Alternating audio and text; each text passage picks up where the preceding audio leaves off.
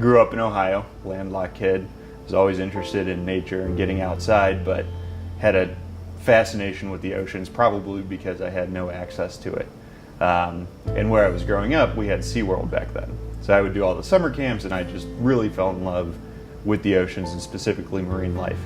And that kind of took me to my undergrad degree, which was in marine science down at the University of Miami.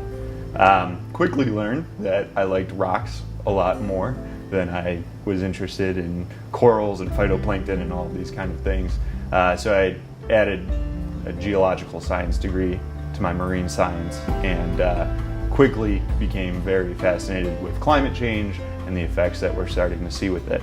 And part of that was being in Miami, one of the places where we're already seeing a lot of those effects with sea level rise and the associated kind of changes due to the rising temperatures and rising sea levels.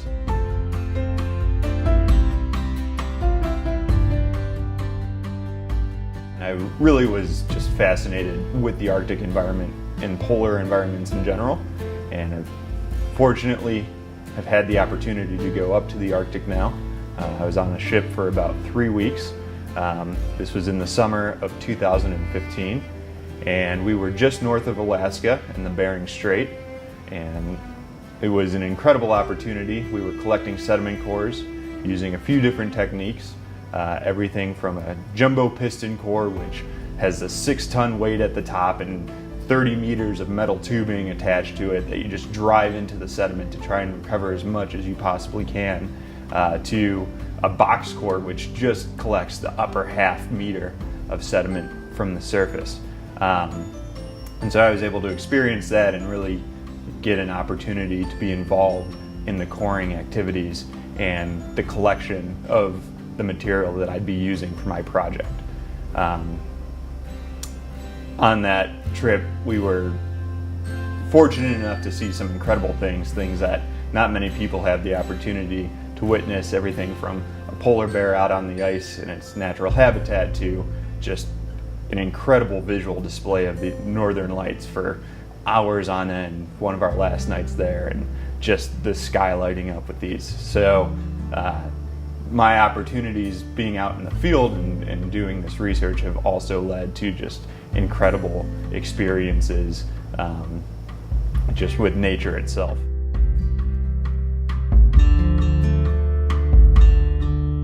Now my project itself focuses on the sediments at the bottom of the Arctic Ocean, specifically in the Western Arctic Ocean.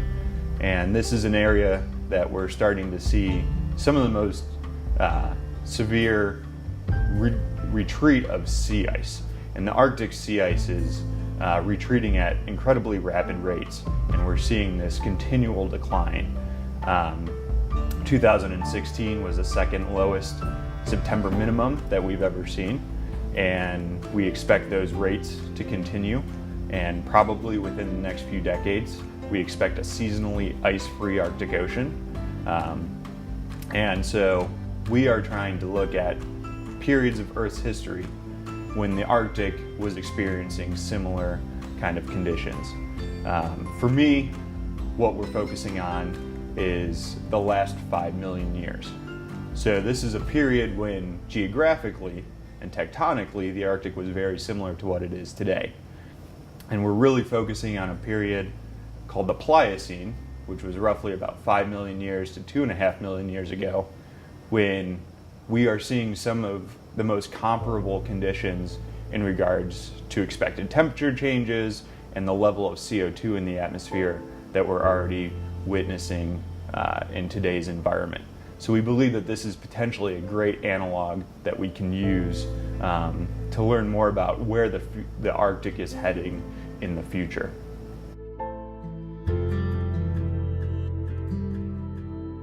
So the way that we go about this is using sediment cores, which are drilled from the ship, and we can look at these from a number of different kind of vantage points. We can look at the chemistry of the sediment, we can look at the types of grains and the size of the grains that we see in the sediment, and we can even look at microfossils that we find in the sediment. And my project focuses a lot on the microfossils that we can find. And the type that we look at are called foraminifera, or forams for short. And so in my core, one of the focuses is looking at these fossils back to about 3 million years ago. And this is a very unique thing for the Arctic. For most of the Arctic, these fossils tend to disappear at any point earlier than about 200 to 400,000 years ago. So for us, being able to find these dating back to about 3 million years is a really special and unique type of project that we're able to do. What these fossils can tell us, or what we're interpreting from them, is the amount of sea ice in the environment. So these forams feed on the organic matter that comes down from the surface. So we look at ones that live right on the sediment surface, and they depend on this detrital material, or this food coming down from the surface of the ocean. And one of the major controls on that is how much sea ice is in the environment. So we look at different species groups, some that like to live where there's sea ice all year round, and there's a lot less food coming down, and some that like to live at the edge of the ice or in open waters, so where there's a lot more food production that they're able to find and thrive on. And so by identifying these, we can actually track the amount of sea ice in this environment dating back for these several million years.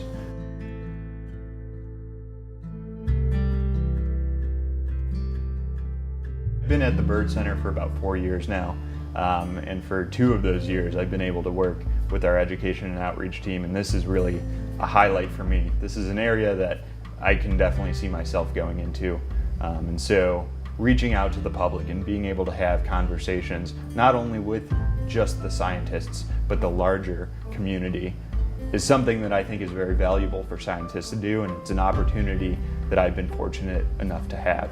And that's the fact that the Bird Center has an emphasis on that type of outreach is something that I really value and I've really enjoyed being a part of here at Ohio State.